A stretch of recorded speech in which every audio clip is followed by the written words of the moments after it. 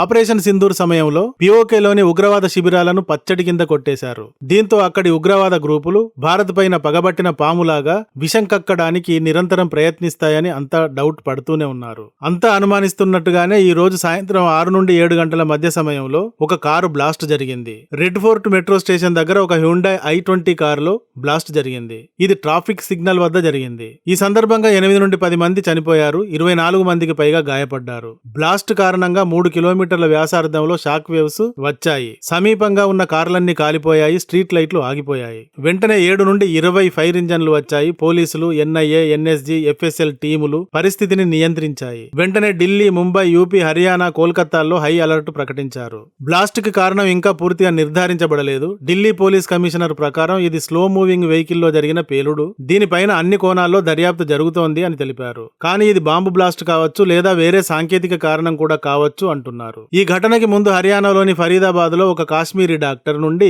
360 కేజీల ammonium nitrate, AK-47 rifles, మరికొన్ని ఆయుధాలను పట్టుకున్నారు. ఇది Kashmir, Haryana, UP terror module కు చెందిందని అనుమానిస్తున్నారు. ఎన్ఐఏ దీన్ని పాకిస్తాన్ లింక్ తో ముడిపెట్టి దర్యాప్తు చేస్తోంది. మొత్తం 2900 కేజీల ఎక్స్ప్లోజివ్స్ అండ్ 8 మందిని అరెస్ట్ చేయడం ఈ సందర్భంగా జరిగింది. ఈ రోజు జరిగిన ఈ కారు బ్లాస్ట్ ఈ టెర్రర్ ప్లాట్ కు సంబంధించింది కావచ్చని ఇందువల్ల అధికారులు అనుమానిస్తున్నారు. కానీ ఇంకా ధృవీకరించలేదు.